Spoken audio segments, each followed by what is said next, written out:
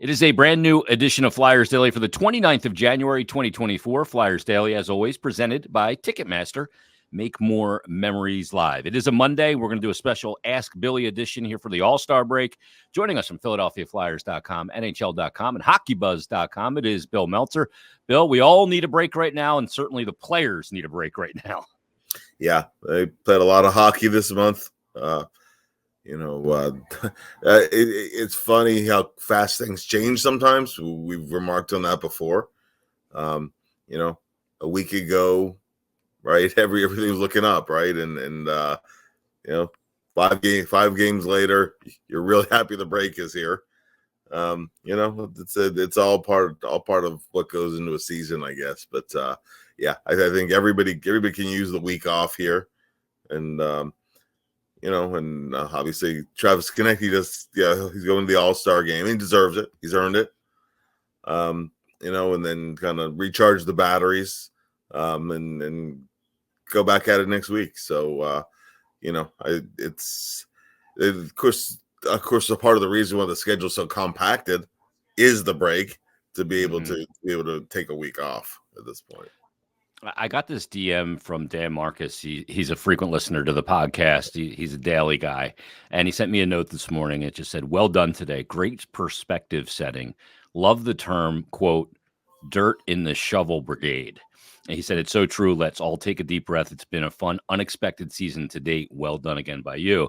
And when I saw the note, I didn't even remember saying it, but the dirt in the shovel brigade are the portion of people, and they're very vocal, that anytime there's a stumble in an 82-game season, they're waiting by with dirt in the shovel to toss it on top of the casket of the team in the grave. And, I looked at a bunch of team schedules, Bill, teams that are ahead of the Flyers in the standing, like Carolina. Right. I looked at Tampa. I looked at Toronto. And I see a lot of teams that win 6 out of 7, 5 out of 6, 5 in a row, and then lose 5 in a row, lose 6 out of 8, those kind of things. Yeah. These are just the ebbs and flows of an NHL season. Yeah.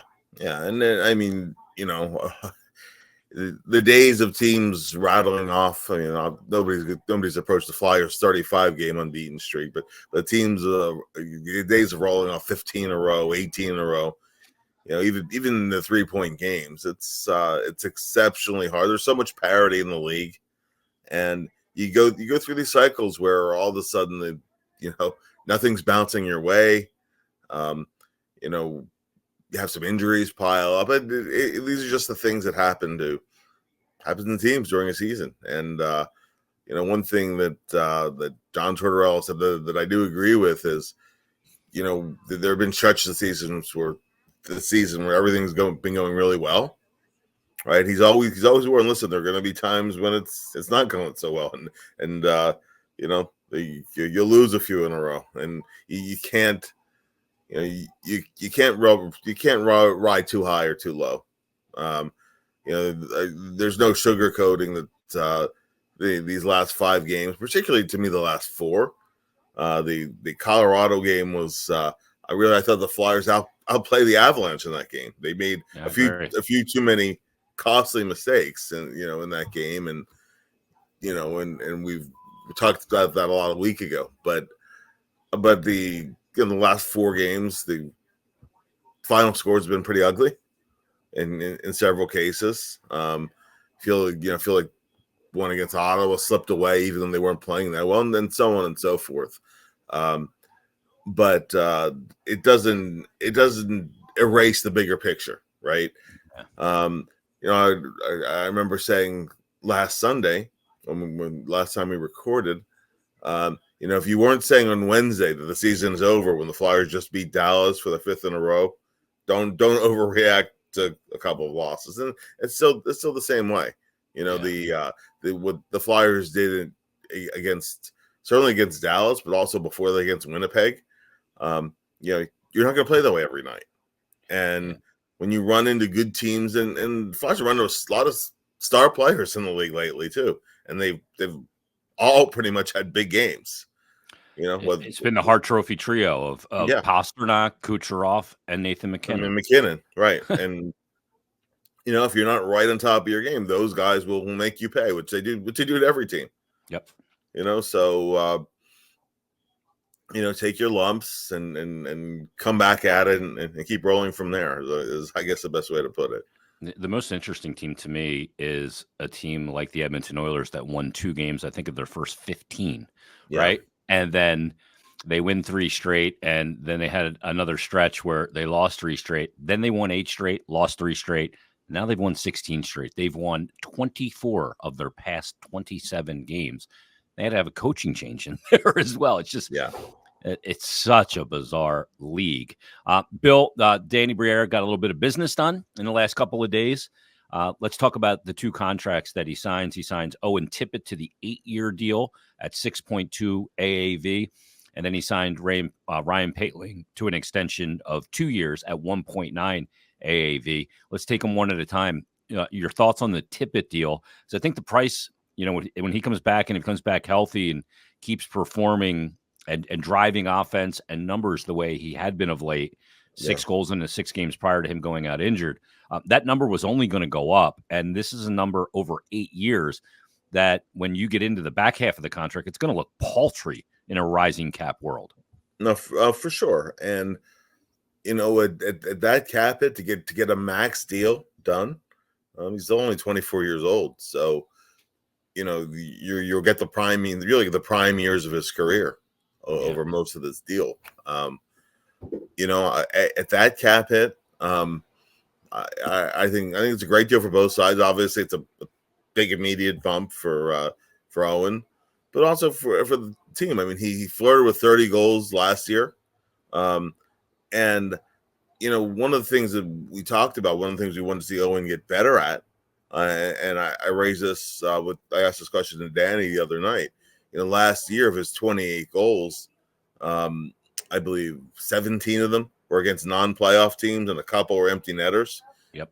Not this year. This year, he's actually, when the Flyers have played those top teams, he's been often the guy who's stepped up and scored big goals in big situations. So the big meaningful games he stepped up, and the situations where you really need a goal, he's been the guy. Even though the numbers are kind of, I guess, similar to where they were last year, because he had a couple hot runs last year. These have been more meaningful games, and he's stepping up in bigger situations and putting more, and especially lately, putting more pucks on the net. Yeah. So all those things that we said, are the next step for him. He's been taking those next steps. Obviously he has the injury setback, and hopefully he comes back right after the break. Goal scorers in general, obviously with some exceptions, they tend to run a little hot and cold. It kind of goes with the territory. But I think that on the offensive side of the puck, I really think that he's continuing to get better, and I don't think he's maxed it out yet. I think there's still, he's still going to continue to get even a little bit better as he kind of peaks in this contract. I really like the deal on both sides. On an 8-year deal, I honestly thought the cap hit might be about 7. Yeah, that's what I thought too, because of those back half years of the deal. And the thing is, for him, you've identified a player that checks your boxes in the 3 major categories that I always talk about. Number one, where he fits what you want to do on the ice. And he's a guy that can create offense on his own, but he can also create it in an ensemble with a line. You can move him around both sides, and you can move him on the top line. And I don't even think we've gotten the true sense of him as a shooter yet. He needs to hit the net more, and I think we'll dial that in. Then you have the element of where he fits in the community of the team, how he fits in the locker room personality-wise. He wants to be here. And then the third part is, now you have the piece of the puzzle that's really difficult with the other two, is the financial piece. And he was willing to come to an agreement for that term at that number. And we're numb to this this flat cap world. It's been this way for 4 years, and it's difficult. But that's all about to end this offseason. Yeah. And we're about to see a rising cap, and percentage of cap is going to just shrink every year of this deal. Yeah, for sure. As you said, the cap ceiling should have a nice bump next year. And then, barring something unforeseen, I mean, really the biggest reason for the flat cap was the pandemic. But barring something like that, I think once again, you'll see significant growth in the cap ceiling in upcoming seasons. As you said, the cap hit will shrink. Flyers do have some expiring deals, so they can kind of lock up the guys that they want to commit to going forward. I think that it's a nice step on that path. I think it also communicates one more element, Bill, that if you're a guy that's going to be in here and you're going to be a person that we deem as part of the core going forward, we're going to commit to you long term. Yeah. And what do players love? They love term. That's the ultimate.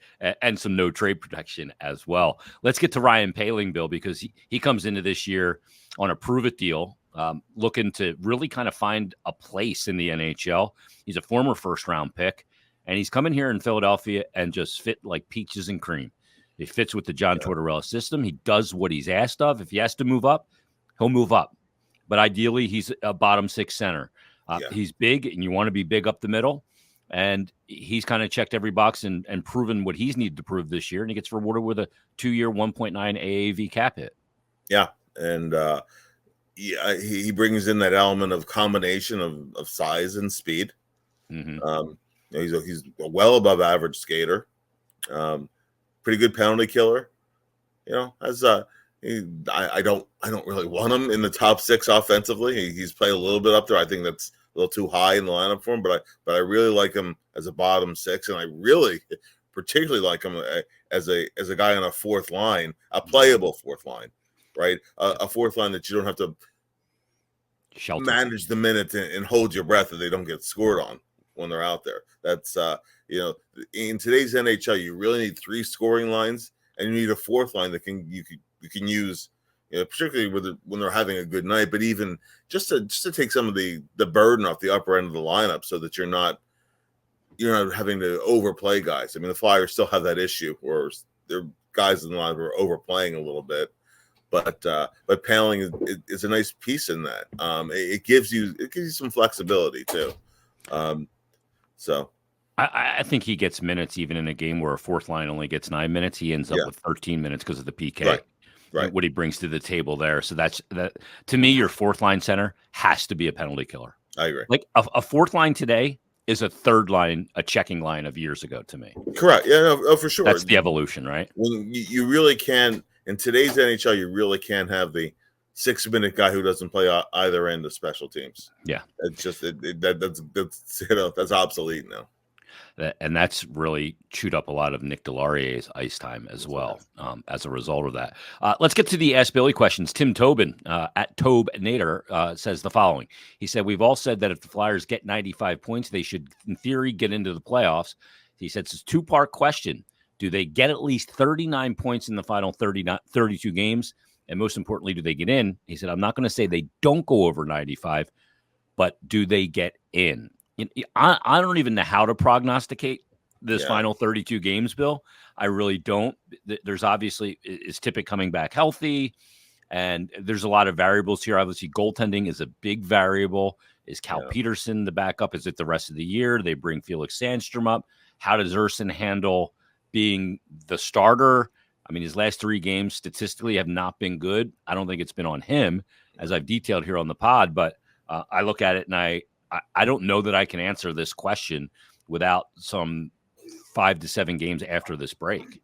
Yeah, and also with Danny Briere, letting it be known, hey, we're not really altering course here. If there are trades to be made, that they're going to make trades. So, so if you see a Walker move, for example, and I think he's got a pretty good chance to be moved by the deadline. It is a short-term step backwards.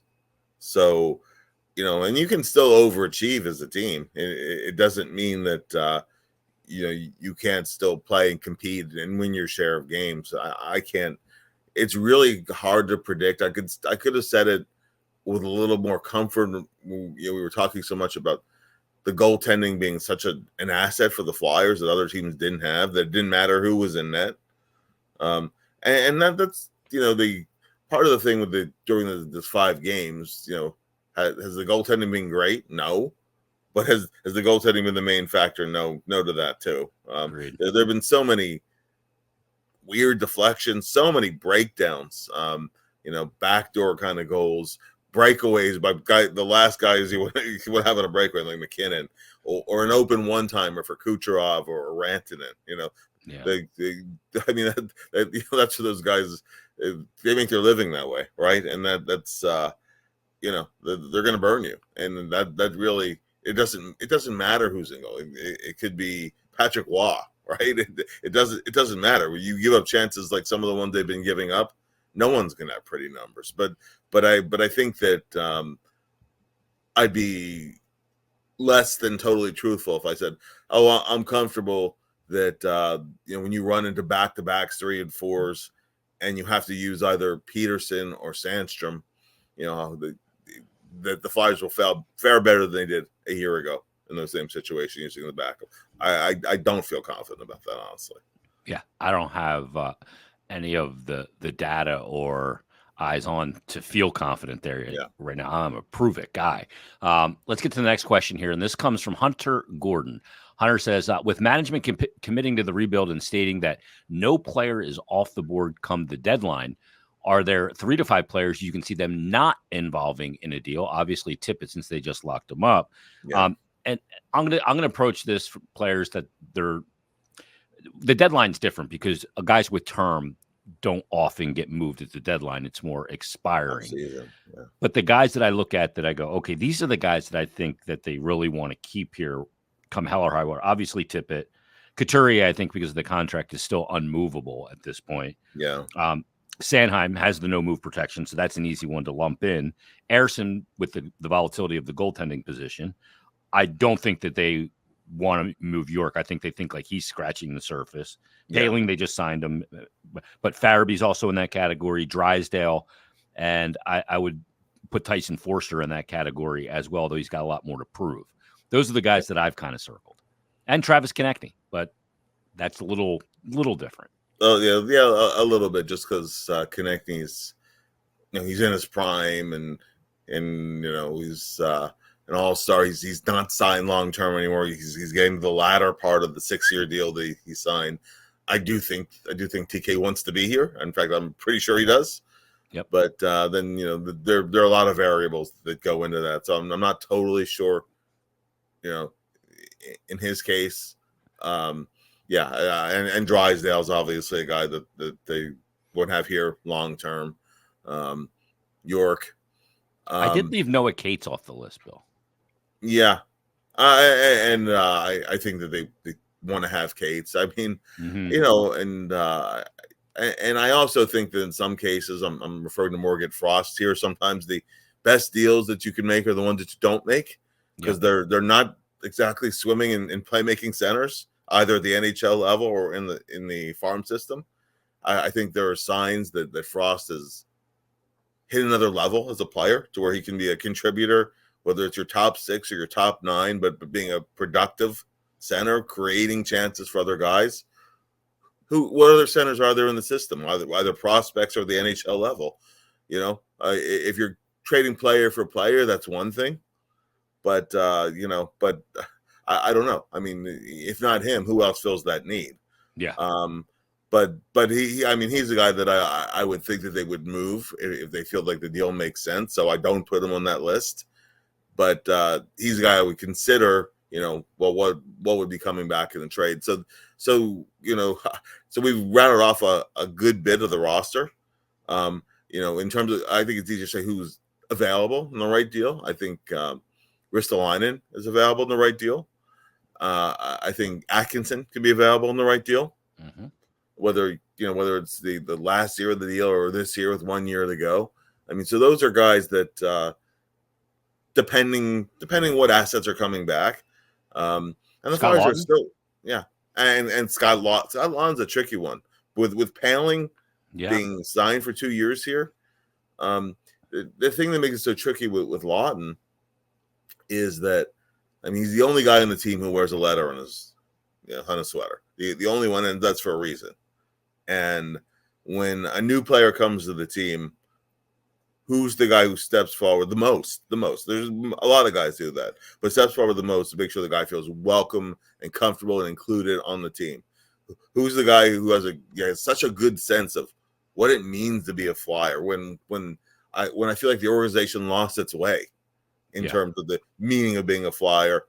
I always thought Scotty got it. He understood. Yeah. And and then you add in that he can play wing, he can play center, he can kill penalties for you. It's not just about stats with him. But I do get sometimes where I think there's a little bit of redundancy in the forward group. Mm-hmm. And that's a player who's every year draws interest from other teams. And you know why, for the reasons I just rattled off. That he brings leadership, he brings two-way play, he brings a bit of an element of speed, tenacity, competitiveness. It's not just about goals and assists with him, but I think with Poehling, maybe not as emotional and hard on his sleeve as Scott Lawton is, but he brings a lot of the same things to his game, and a lot of the same elements of his role are similar to Scott Lawton. So if you're committing 2 years to Poehling here, for sure. I mean, they did it early. I don't know. It could mean that he's available. Yeah. Now, one area that he's ended up on the stat sheet too much lately, Bill, is the penalty taking area. And that's usually not something that's an issue for Scott Lawton, but of late it has been. So we've got to be fair and point that out. Paul Spadel tweets, and I hope I said your name right, Paul. He said, with the progress of TK, Farabee, Tippett, and Frost, plus Couturier's strong return, would it have made more sense for the Flyers to trade for a nice top six forward as opposed to keeping Delarier and signing Poehling and Hathaway in the offseason? Seems like they have enough pieces for those roles. Well, first of all, Delarier was signed for 4 years, and so that was done by a previous regime. So he was here. They didn't bring him in. Poehling on a 1-year deal, Hathaway on a 2-year deal. I don't think that they were in it. These signings that they made with Poehling and Hathaway were what Torts referred to as backfilling. Guys that could come in, win you a key face-off, serve a very specific non-top six role on the offensive side. So I don't think they were in any position to go out and go for a top six forward this offseason. I don't think that was their mentality going into it. Yeah, and with with Hathaway in particular, when you talk about a culture, or I know it's standard is the word Tortorella likes, some of those guys who come in and maybe they're with your team only for a year or two, but the guys who will be here longer term pick up a lot from those guys. And Hathaway's a guy who's played on winning and contending teams, and when there's another guy who can step up and play that role, hopefully a younger player, then maybe he becomes expendable in the longer term. I could, if there's the right deal now, he'd be moved. A year from now, he's on an expiring deal. I'd expect him to probably be moved as you're continuing to rebuild. But I don't think it was a mistake to bring those guys in. Coming into this year, for example, and not the same player or the same role, but I'm just talking about lineup spaces, right? I was hoping maybe this year Elliot Denwyer might be ready for an NHL role. Well, he's taken a little step backwards with the High Valley this year. Yeah. So it's not like he's being held down from a spot. He's not being held from a spot right now. It's been that's been a little bit of a disappointment this year. You were guys who I thought were ready to come in and compete. Yep. They look like they still need a little bit more time. So I think that as long as there's a clear spot, he's not blocking anybody. I certainly don't think it was a mistake. I think it was a positive, actually. Let's get to we're going to combine two here. CJW says Flyers have 10 days off, much needed for sure. He said, first of all, do the guys get 4 or 5 days off where they can head to the beach or just hang at home with family before returning to practice? There must be a PA mandated full break for every team here, right? They definitely need a recharge. Yeah, every team has a period of time that the organization is hands off. They cannot require anything. Yeah. And then it's almost like a re-report date. All right, that's part one with Bill Meltzer of Ask Billy. We'll bring you part two coming up tomorrow. Still a lot to get to. So join us then tomorrow. Part two, Ask Billy on a brand new Flyers Daily.